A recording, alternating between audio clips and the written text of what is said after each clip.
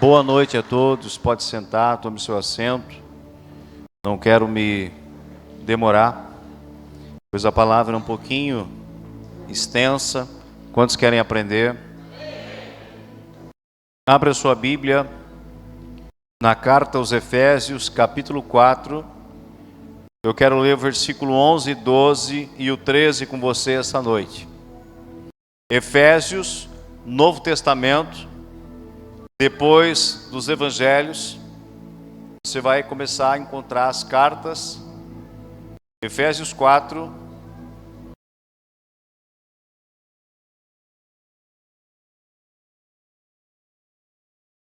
do 11 ao 13. Também está aqui no telão, se caso você não encontrar, você pode ouvir ou acompanhar.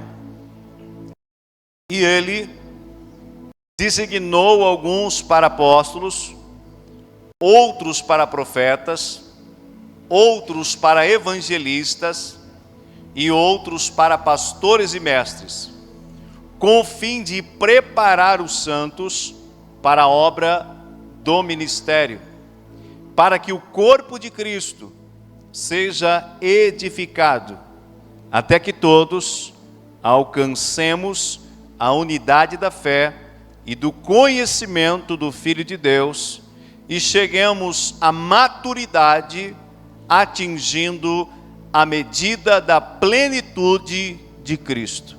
Amém? Fecha a Bíblia, fecha os olhos, permita-me aqui fazer uma breve oração. Pai, queremos te louvar pelo privilégio de estar aqui esta noite. Muitos já dormem, e o pior de tudo, sem conhecer o Senhor e a tua palavra. Mas o Senhor nos deu o privilégio de sentarmos aqui esta noite, de entrarmos por essa porta e acessarmos essa oportunidade, de termos um encontro contigo e de conhecermos um pouquinho mais a respeito da tua palavra.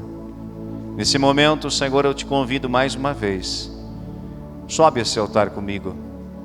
Espírito Santo, fica comigo. Nada posso, nada sou sem o Senhor. Coloca as tuas palavras em minha boca, Senhor. Me conduza e me usa para a glória do teu nome. Não me deixa errar, não me deixa falhar. Que o orgulho, altivez e soberba não ache espaço no meu coração, mas que eu possa fluir, Senhor, contigo mais uma vez, para que vidas sejam edificadas e o teu reino aqui se estabeleça. E nós repreendemos toda a artimanha do inimigo contra a igreja e contra esse momento tão precioso, onde tua palavra está sendo semeada mais uma vez em corações. Todo cansaço, todo peso, toda fadiga, toda distração, toda confusão, perturbação seja cancelada, e que o nosso pensamento agora seja levado cativo ao senhorio de Cristo. Dá ordem aos teus anjos, Pai, para se moverem nesse ambiente e trabalharem em prol do teu reino, em nome de Jesus. Amém. Amém. O texto que nós acabamos de ler vai mostrar o propósito dos 5 ministérios. Diga comigo, 5 ministérios. Existem outros que a Bíblia vai nos mostrar, mas aqui no texto de Efésios, o apóstolo Paulo, ele vai elencar 5 ministérios que fazem parte da igreja, que tem uma função ministerial de estar preparando os santos para a obra do ministério. Amém? Então essa é a função dos ministérios de apóstolo, pastor, mestre, profeta e evangelista dentro do corpo de Cristo. Preparar as pessoas que virão, ensinar as pessoas que virão, para que elas possam ter o conhecimento, a revelação, o entendimento e saberem aquilo que o Senhor já estabeleceu para a vida delas. Desde que uma criança nasce, nós, como pais, nós começamos a ensiná-las. Ensinamos elas a dar os primeiros passos. ensinamos a respeito daquilo que pode e daquilo que não pode. A missão de ensinar o filho inicia dentro de casa, mas depois vai tomando proporção maior, não para somente dentro da família. Existe um momento onde eu e você temos que enviar os nossos filhos para a escola. Por quê? Para a escola, para que eles aprendam outras coisas. Amém? Então nós estamos em constante aprendizado. Olha para o irmão do teu lado e diga assim: você está em constante aprendizado. Nós não podemos parar de aprender. Nós precisamos desejar aprender cada vez mais e mais. E isso em todas as áreas da nossa vida. Não estou me referindo somente à questão ministerial. Você precisa aprender, desenvolver as suas habilidades. Se você é um pedreiro e você não estuda, não se atualiza, você vai ficando para trás na sua profissão. Máquinas novas são lançadas e você precisa ver, conhecer e saber operar, porque senão você vai ficando cada vez mais obsoleto na sua profissão. Então o conhecimento, ele te ajuda a você acessar coisas que te favorecem, realidades que você pode conquistar por meio do conhecimento. E assim também é o conhecimento espiritual. Nós precisamos acessar esse conhecimento que Deus já preparou para nós antes mesmo da fundação do mundo. Amém? Que é o conhecimento da palavra, conhecimento do reino de Deus, conhecimento de Jesus Cristo. Amém, queridos? Então, esses ministérios, eles vêm para capacitar, para ensinar, para treinar os novos membros, para servir, diga servir, a Cristo e aos demais irmãos, por meio da igreja, que é o corpo de Cristo. Então é por meio da igreja, do ensinamento que nós vamos receber, desses homens e mulheres de Deus, que já andam numa revelação maior, num conhecimento maior, eles vão passar esse conhecimento para nós, nós vamos acessar, seremos preparados, capacitados também para estar o quê? Trabalhando dentro da seara de Deus, dentro da casa de Deus, servindo ao Senhor, mas também servindo uns aos outros. Não tem, olha para mim, não tem como servir a Deus sem antes também ministrar às pessoas. Amém? Deus você não vê. Agora o homem que é feito à imagem e semelhança de Deus, você vê. Está aí esta realidade diante dos teus olhos. Então, Deus ele quer que a gente ministre a Ele, mas também ministre uns aos outros. Aleluia! Então a preparação, ela leva tempo. Diga comigo, a preparação leva tempo. Nunca vai acontecer do dia para a noite. Não, leva tempo. É uma caminhada, é um processo. Porém ela é necessária, pois sem ela não há crescimento pessoal e também não há edificação do corpo de Cristo. Nós precisamos crescer, diga eu preciso crescer, na graça e no conhecimento do nosso Senhor Jesus Cristo. Aleluia! Nós precisamos crescer. Deixa eu te fazer uma pergunta. Se você está na 8ª série, por exemplo, você já caminhou um pouco, já tem um conhecimento, mas se você não se aplicar a estudar naquela série que você está, você levar aquele ano empurrando, que nem a gente diz, com a barriga, o que acontece no final do ano? você entra em recuperação e talvez até reprove, porque você não se esforçou. O professor passou a matéria, passou a lição, mas você não fez a sua parte. Diga, eu não fiz a minha parte. E aí no final do ano, reprova, porque não aprendeu aquela matéria e vai precisar repetir aquele ano, vai precisar repetir aquele ciclo. Então eu e você, nós precisamos nos aplicar aquilo que chega à nossa mão para fazer. É para buscar o conhecimento? Se aplique. É para servir ao Senhor? Se aplique. Faça tudo o que tiver que fazer da melhor forma possível. Qual foi o versículo que o obreiro Charles abriu o culto esta noite? Quem lembra? Quem lembra? Jeremias falava o quê? Falava o quê? Qual era a íntegra do texto? Que nós devemos buscar ao Senhor de qualquer maneira. É isso? Não.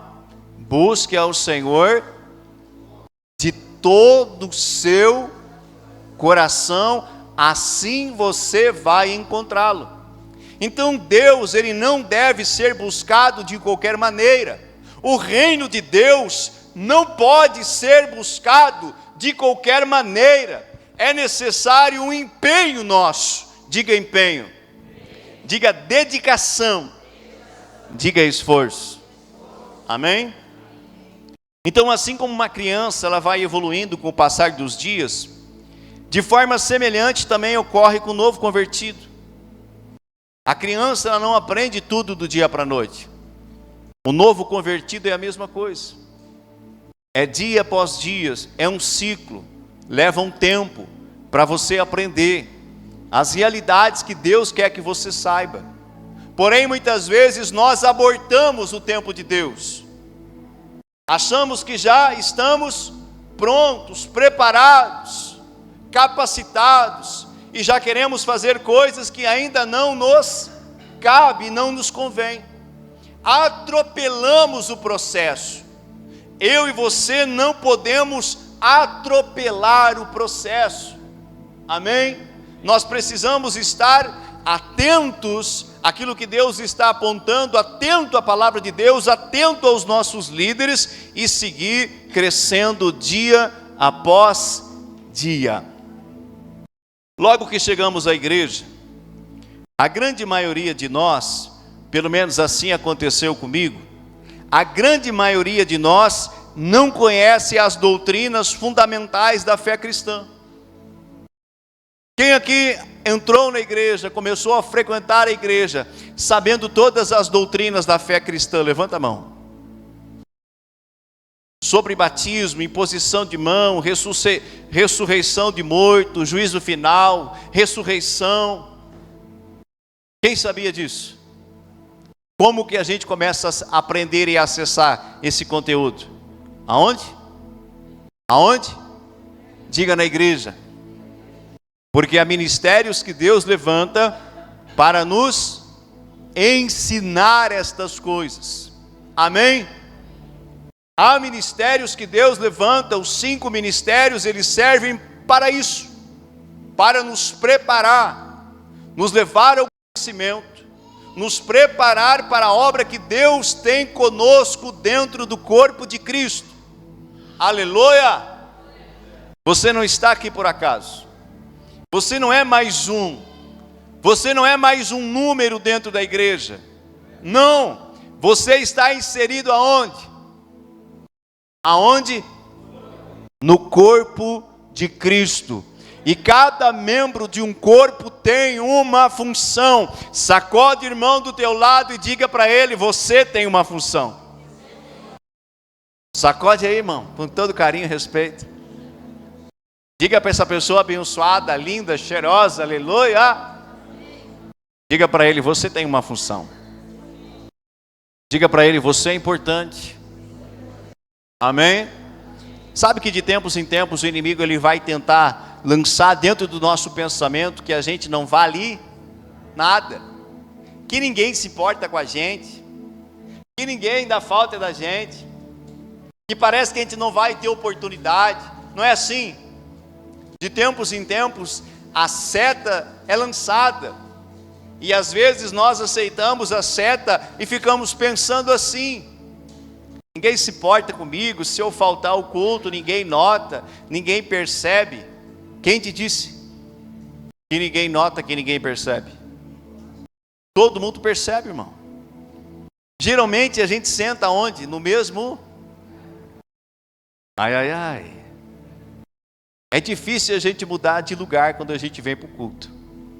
Quer ver? O Cláudio e a Melissa eu sempre vejo lá. Os irmãos lá, o Tiago, a Maxidele, o Maurício, o irmão do lado que eu me esqueci o nome, e outros aqui, a pastora Eloir. Gente, eu bato o olho, eu já sei que eles estão aonde? Nesses lugares. A irmã Elza, quando está no culto, ela está onde? O Rodrigo e a Adriana sempre estão aonde? Eu sei aonde eles sentam.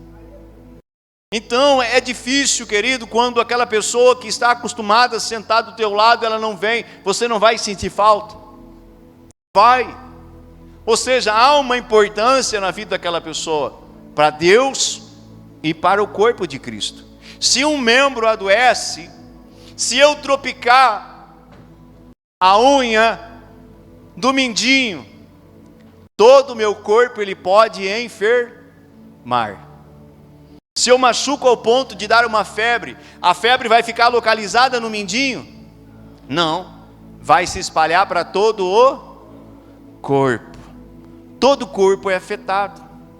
Então eu preciso ter isso muito bem estabelecido no meu coração, que eu sou importante e eu faço parte do corpo de Cristo.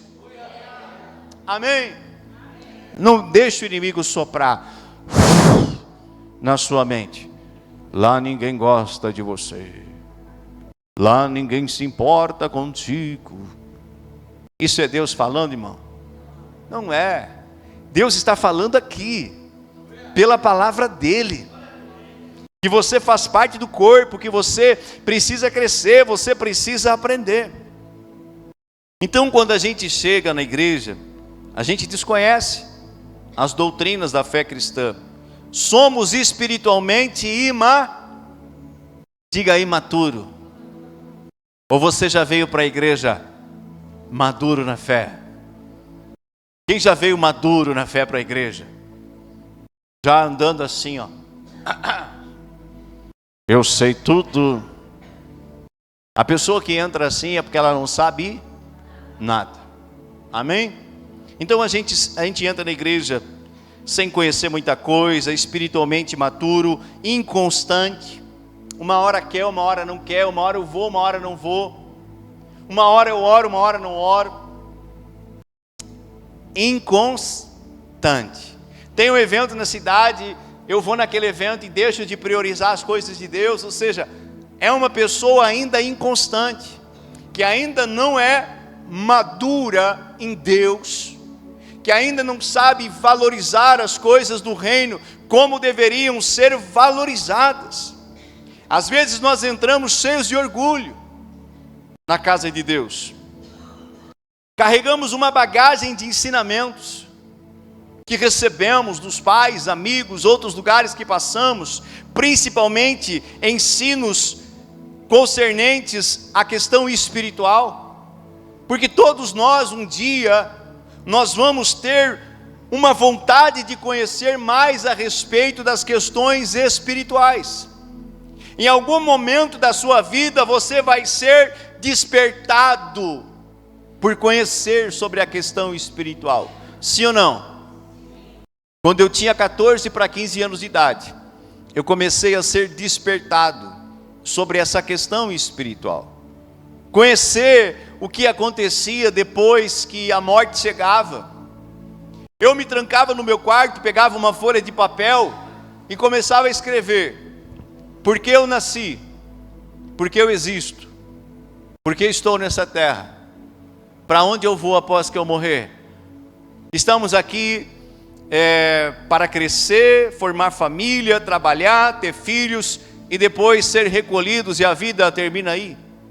Eu achava isso muito sem graça e eu queria respostas. Quem mais aqui já andou atrás de respostas? Então muitas vezes nós vamos a lugares e aprendemos e recebemos uma bagagem de ensinamento espiritual impuro, falsificado, envenenado. E quando nós colocamos esses ensinamentos que muitas vezes nós recebemos e trazemos como uma verdade, à luz da palavra de Deus, a palavra de Deus ela vai reprovar aquilo que nós achávamos como uma verdade absoluta. Não, mas eu aprendi com meu pai. Eu amava o meu pai aprendeu com o avô dele aprendeu com o meu bisavô, e isso foi passado de geração em geração. Eu aprendi assim com os meus pais, e eu vou seguir isso até o final da minha vida. E às vezes, quando você vem para Cristo e você coloca aqueles ensinos que te foram passados, você vai tomar um susto. E você vai ver que muitas vezes você estava tendo atitudes erradas, que Deus não se agradava, e que trazia consequências sobre a sua vida, sua família e as suas gerações futuras. Eu fazia coisas que me ensinaram que eram erradas. E quando eu comecei a conhecer a Cristo devagarinho, como uma criança que chega na presença de Deus e vai crescendo, Deus não me revelou tudo do início, não. Foi caminhada, foi ensino, foi vindo do culto, escolas, discipulados, enfim. E a gente vai crescendo, vai aprendendo e vai sendo livre de tudo isso. Posso ouvir um amém, igreja? Então é justamente dentro da igreja, diga comigo, dentro da igreja. É justamente dentro da igreja que Deus vai nos ensinando a verdade sobre Cristo e a sua obra. Amém? É dentro da igreja que nós somos ensinados a respeito da palavra de Deus. Se eu quero aprender medicina, eu vou aonde? Aonde? Na faculdade. Se eu quero aprender psicologia, na faculdade. Agora, se eu quero aprender a palavra de Deus, eu vou para onde? Para a igreja. É na igreja que Deus estabeleceu os 5 ministérios por um propósito. É errado, pastor, eu fazer teologia e aprender lá fora? Não é. Mas às vezes a letra ela está desprovida do Espírito. E eu preciso andar com a letra e o Espírito em equilíbrio, senão eu posso me tornar um religioso e fanático. Amém? Eu posso aprender teologia, posso estudar profundamente a palavra de Deus, eu devo, mas o Espírito de Deus, ele precisa permanecer comigo e ser o meu guia nesse aprendizado da palavra, para mim não cair nos enganos e não me tornar alguém desprovido do amor e da essência de Deus e me tornar um religioso, alguém que vai julgar os outros. Os fariseus, os saduceus, eles eram doutores na lei da sua época, conheciam a lei de Deus, mas eram homens desprovidos do Espírito, do amor de Deus, da essência de Deus. E o que Jesus fez com eles? O que Jesus fez com os saduceus, com os fariseus? O que Jesus fez com eles, irmãos? Diga, reprovou-os. Porque eles ensinavam o povo e não queriam fazer aquilo que eles ensinavam. Jesus chegou ao ponto de chamar os fariseus de sepulcro caiado. Olha para o teu irmão do lado e diga assim: o que é sepulcro caiado? Sepulcro caiado eu também não sabia.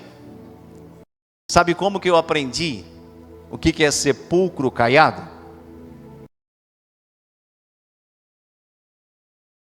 Meu pai gostava de fazer cruzadinha nos jornais. Os mais antigos gostavam de fazer isso. Quem gostava e gosta ainda ou faz cruzadinha nos jornais? Levanta a mão para me ver. Hoje a juventude nem sabe o que é isso, né? Pegar o jornal, meu pai lia um pouco das informações e ele já ia direto lá para o final do jornal. E o que tinha lá? As cruzadas. Querido, aquilo traz muito conhecimento. Então, meu pai, um dia eu estava lá visitando minha avó e ele estava ali. E ele me olhou e disse assim: tu que é da igreja? Eu recém estava começando na fé. Ele me olhou assim e disse: tu que é da igreja? O que significa sepulcro caiado? Aí eu olhei para ele e disse: pai, me pegou, não sei. Aí ele disse assim: sepulcro caiado. Jesus chamou os religiosos da época de sepulcro caiado. Ou seja, eles eram pintados, um sepulcro pintado por fora com cal, mas por dentro lá está o restante do corpo que decompôs. Então ele é bonito por fora, mas quando você abre a tampa, lá dentro está o morto, ou aquilo que era parte do morto, está o quê? Podre, fedendo. E eu nunca mais esqueci daquilo que o meu pai ensinou naquele momento. Então Jesus estava dizendo para aqueles religiosos: vocês são como um sepulcro caiado. Vocês têm uma aparência, vocês conhecem algumas coisas, mas dentro de vocês falta a essência de Deus, falta o Espírito de Deus. Amém? Vamos seguindo. E querido, é justamente dentro da igreja que Deus vai nos ensinando a verdade sobre Cristo e a sua obra. Verdade essa que vai nos limpando, diga limpando. Vai nos limpando e removendo de nós as práticas e costumes errados. Um dia Jesus olhou para os discípulos e disse assim: eu vou lavar os pés de vocês. Quem lembra dessa passagem? Que Jesus disse: eu vou lavar os pés de vocês. O que Pedro falou para Jesus? Não, Senhor, não lave os meus pés. Jesus olhou para ele e disse: se eu não lavar os teus pés, tu não tem parte comigo. O que eu estou fazendo agora, Pedro, tu não entende, mas mais tarde tu vai entender o que significa esse ato. Então Pedro olhou para Jesus e disse: então me lava todinha, não só os pés, a cabeça, o corpo inteiro. Qual foi a resposta de Jesus para Pedro? Vós já estáis limpos por causa da minha, diga palavra, igreja, da minha palavra. A palavra de Deus tem o poder de nos limpar. Você sabia disso? De nos limpar, de nos mudar, de nos renovar, de nos alinhar à verdade de Deus. A palavra de Deus, quando nos é ministrada, nos ensinada, ela vai nos libertando de costumes e coisas erradas que nós aprendemos. É por isso que quando nós somos ministrados pela palavra, nós começamos a mudar de vida e mudar de atitude.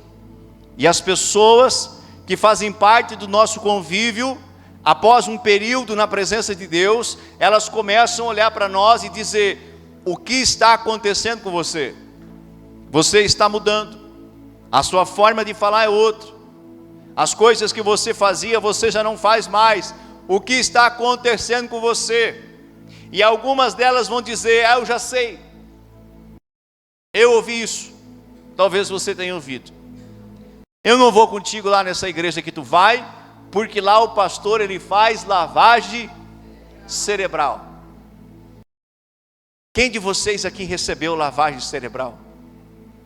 Levanta a mão para cima. Joga a primeira pedra. Quem recebeu lavagem cerebral? Ninguém. Nenhum pastor te pegou pela mão e te obrigou a fazer alguma coisa. Agora, quando a palavra de Deus ela é ensinada, quando Deus levanta os ministérios e começa a nos ensinar, nós, querido, vamos começar a mudar. E é isso que Deus espera de nós, que a gente seja ensinado, que essa palavra venha fazer morada em nosso coração, comece a nos limpar, nos lavar e nos aperfeiçoar, para um dia também poder reproduzir isso na vida de outras pessoas. Posso ouvir um amém? Esse crescimento vai nos conduzindo a um lugar de maturidade, Diga comigo, maturidade. E agora eu começo a pregar. Até agora foi a introdução. Até agora foi o arroz, a papinha, vamos dizer assim. Agora vem o churrasco. Falar em churrasco, irmão, hoje de meio-dia, comi um churrasco. Fui convidado ontem. Aleluia. Estou provocando a sua fome porque depois lá embaixo tem cantina. Aleluia. Dá uma risada aí, irmão. Sorria.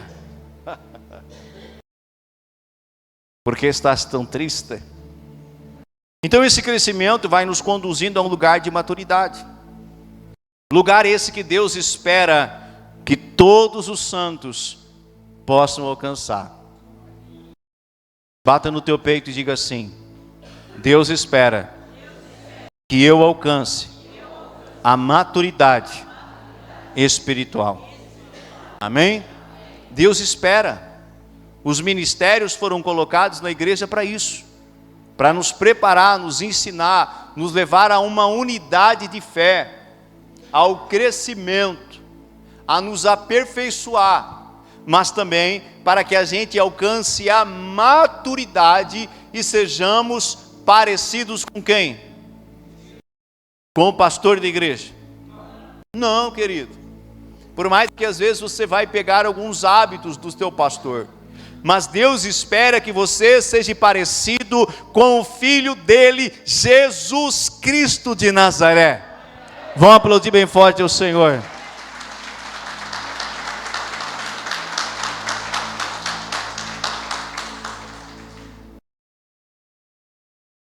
Mas o que é maturidade? É uma pergunta. E eu vou tentar responder para você. O que é maturidade? Diga comigo, o que é maturidade? Se tiver muito frio, fala com o pastor para regular o ar aí, tá bom? Quem é que está com frio aí? Quem é que está com calor? Tem gente com calor e tem gente com frio. Você viu? Aleluia, vamos seguir. Vamos lá. O que é maturidade? Maturidade nos remete a algo que já atingiu o seu completo desenvolvimento. Amém?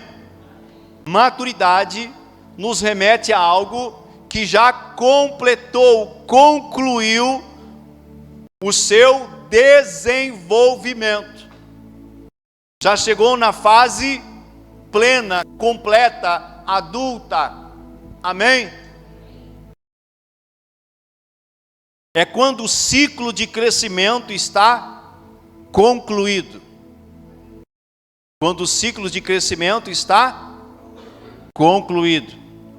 Pegando como exemplo a maturidade do corpo humano. Quando que nós chegamos à maturidade física? Você sabe? Quem sabe? Quando o corpo humano chega à maturidade física, não estou dizendo emocional e psicológica, não. Tem uns que demoram mais tempo que os outros.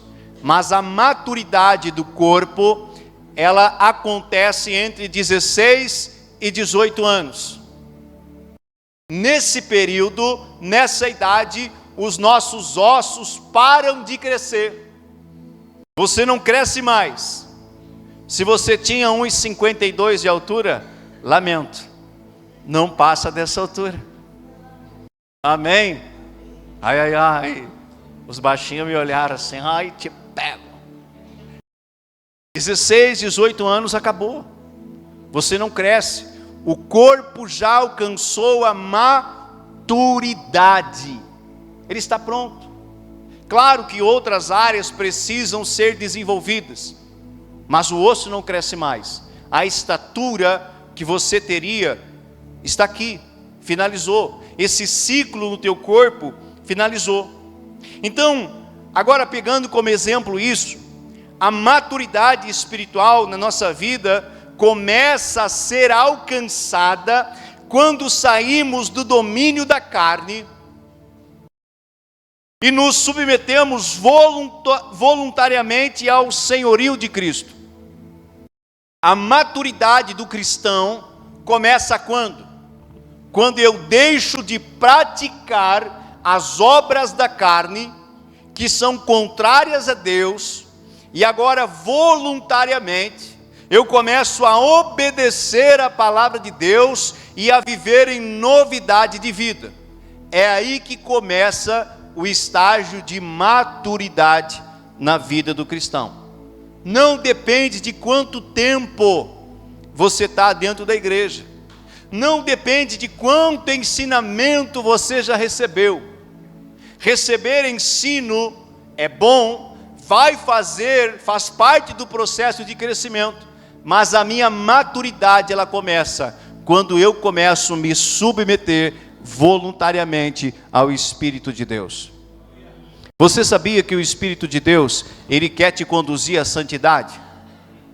Quer te conduzir a você ser aperfeiçoado e ser semelhante a Cristo nessa terra? Quem sabia disso?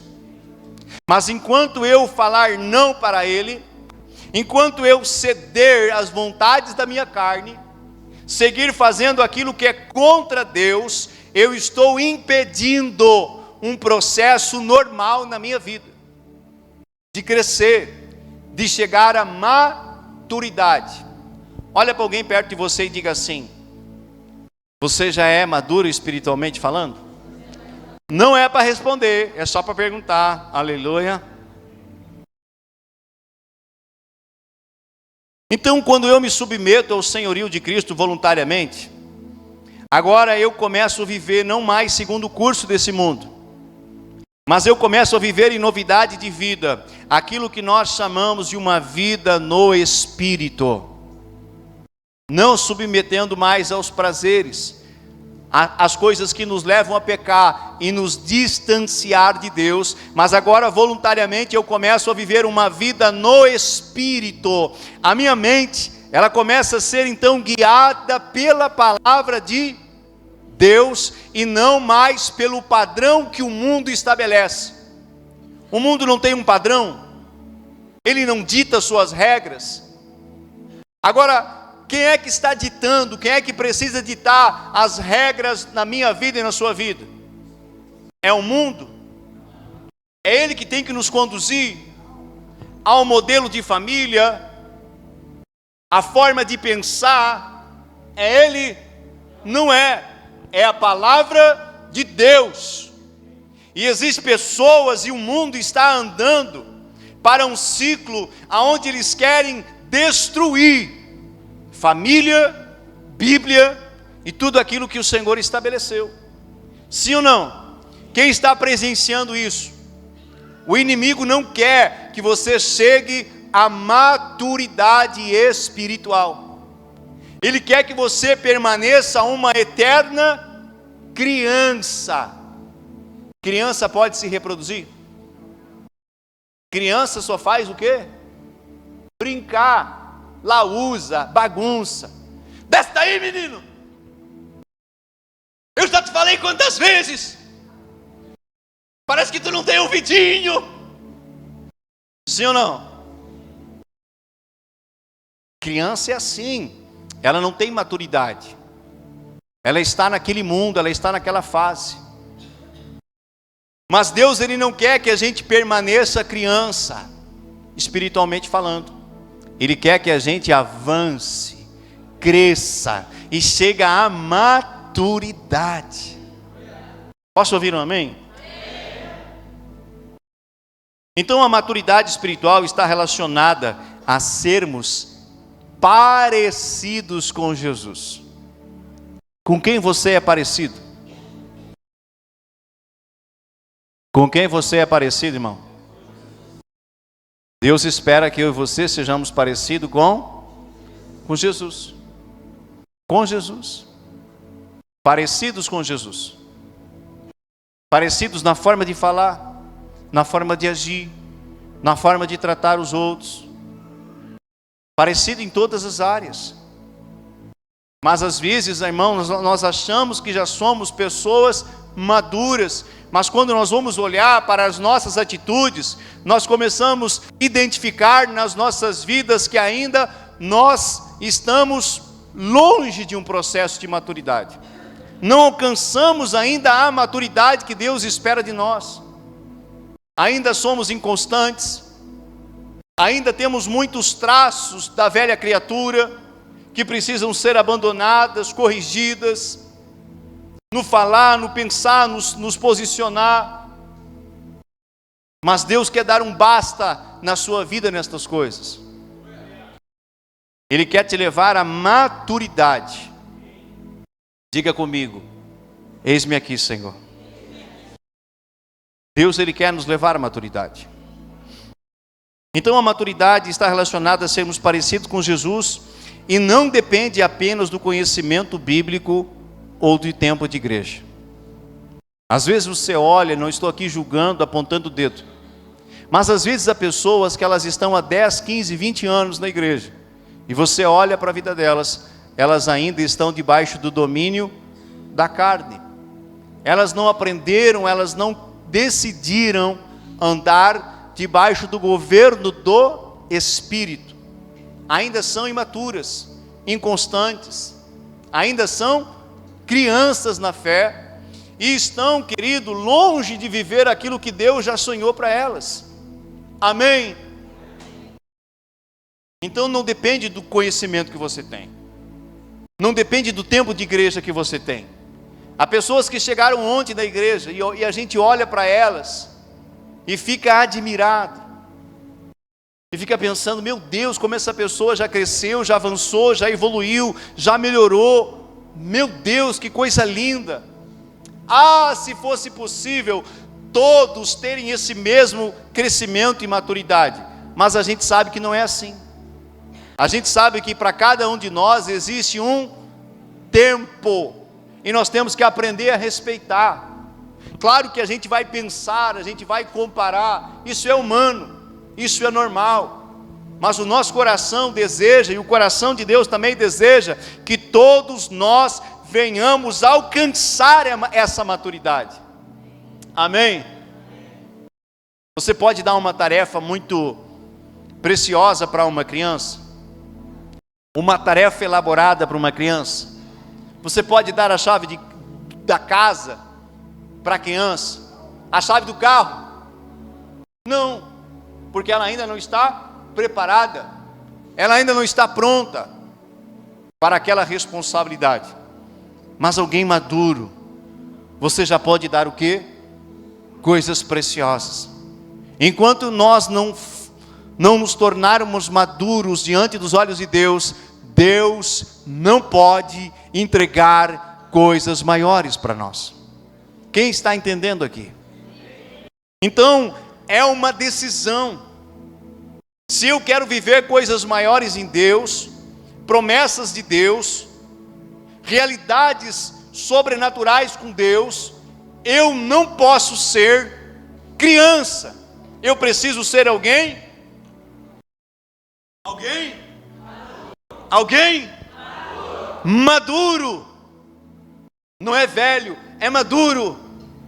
Ai, ai, ai, glória a Deus.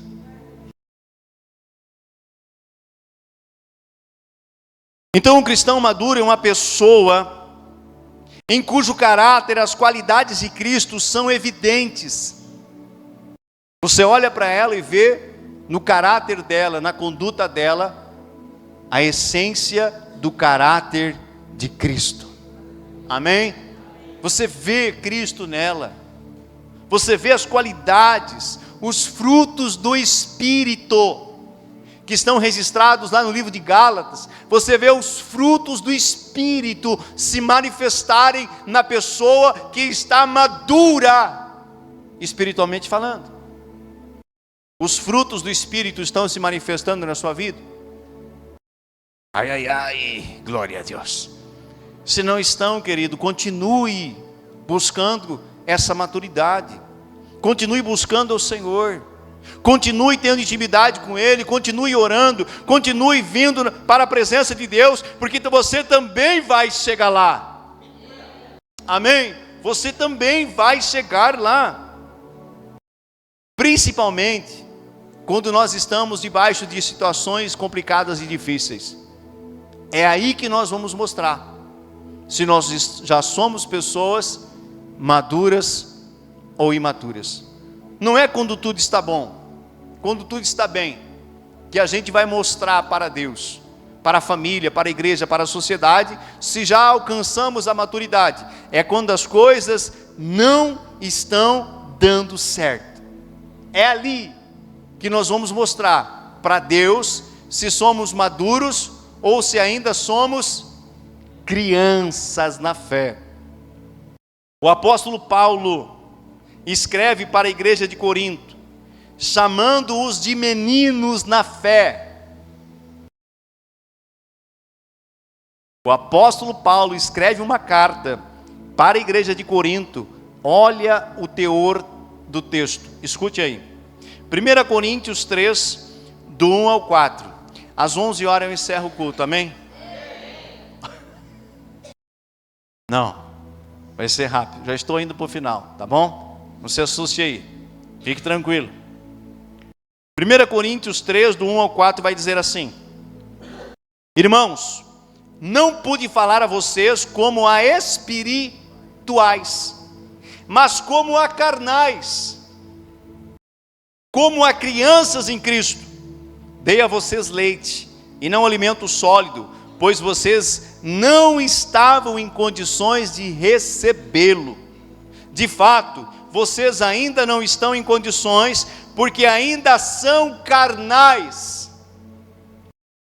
Porque, visto que há inveja e divisão entre vocês, não estão sendo carnais e agindo como mundanos?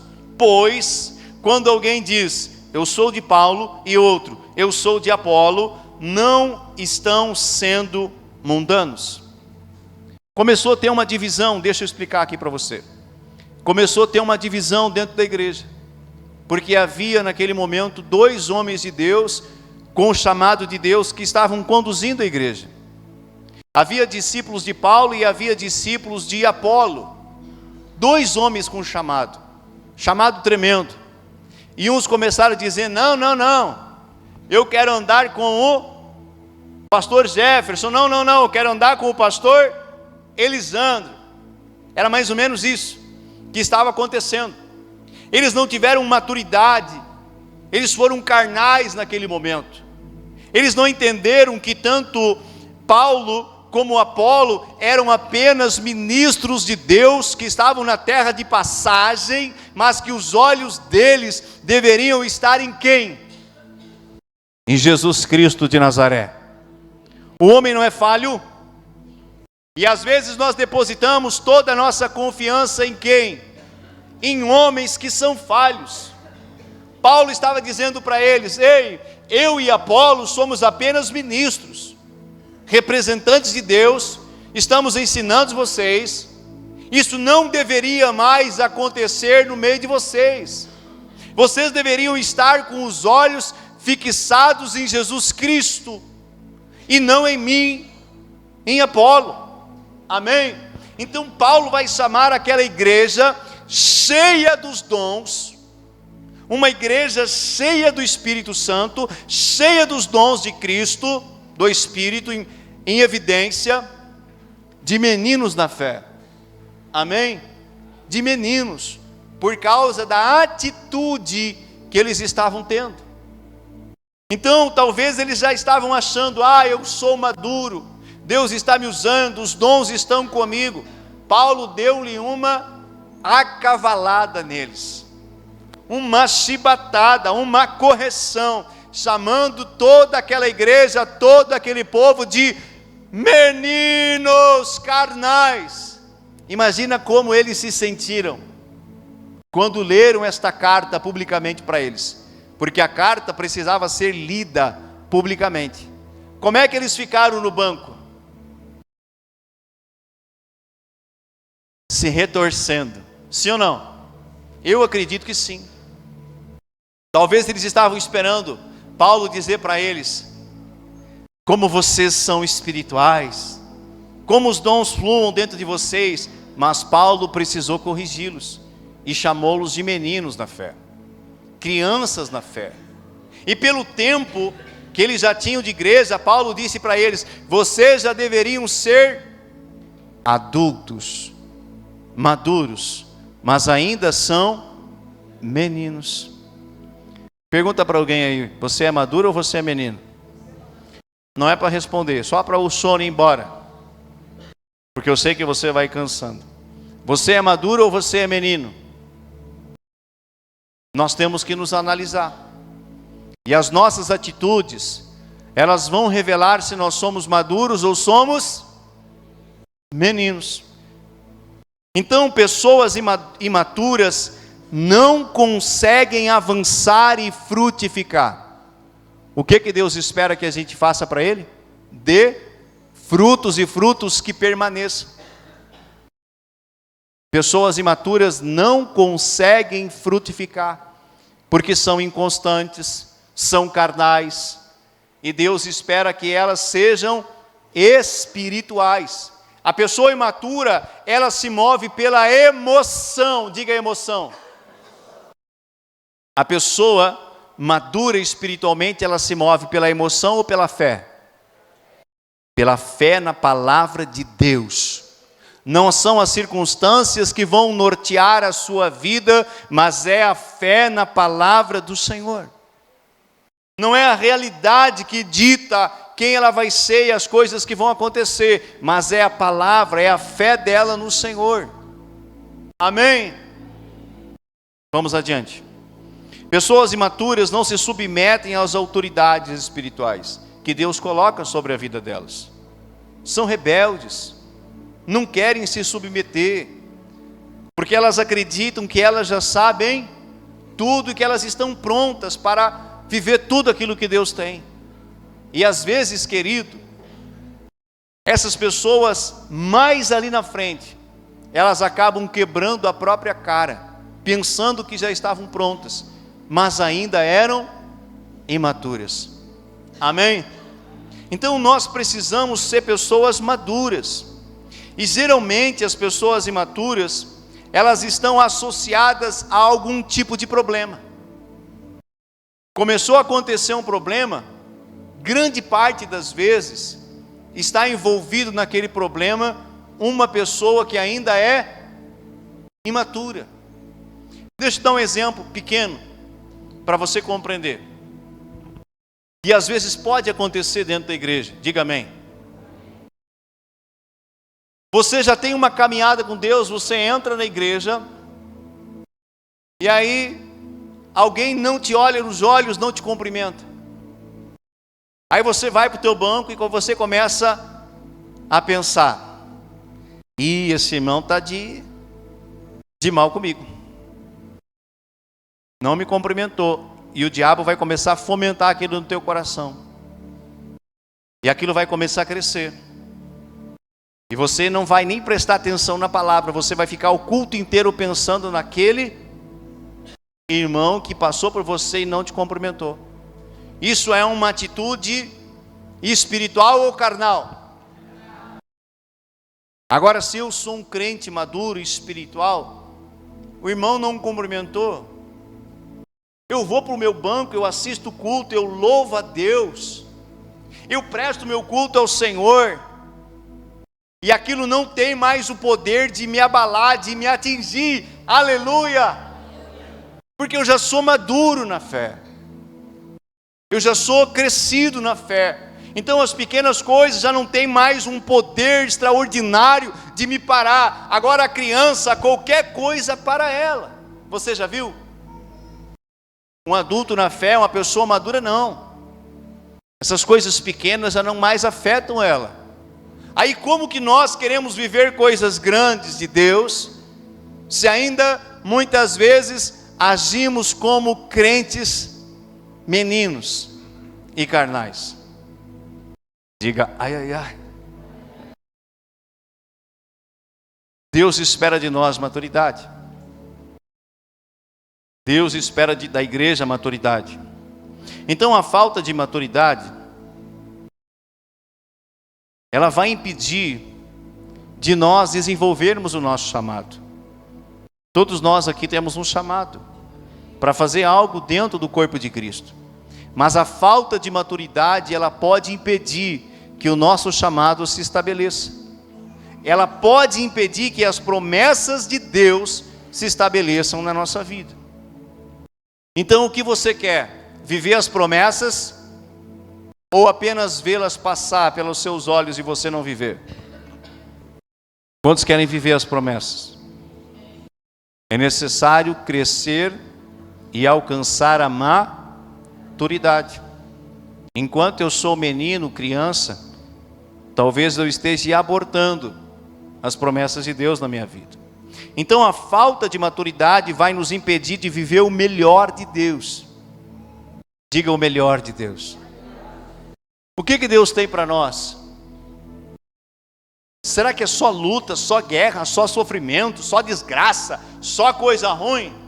Será que essa é a vontade de Deus para nós, igreja? Não. A vontade de Deus para nós é Romanos 12:12, 12:2. E aqui eu estou encerrando. E não vivam conforme os padrões deste mundo, mas deixem que Deus os transforme. Transforme aonde? Na mente, no pensamento, nas atitudes, tá? Deixem que Deus os transforme pela renovação da mente, para que possam experimentar qual é a boa, agradável e perfeita vontade de Deus. Amém? Quando eu sou maduro, quando eu atinjo a maturidade, eu começo a viver a boa, perfeita e agradável vontade de Deus. Deus está falando aqui esta noite.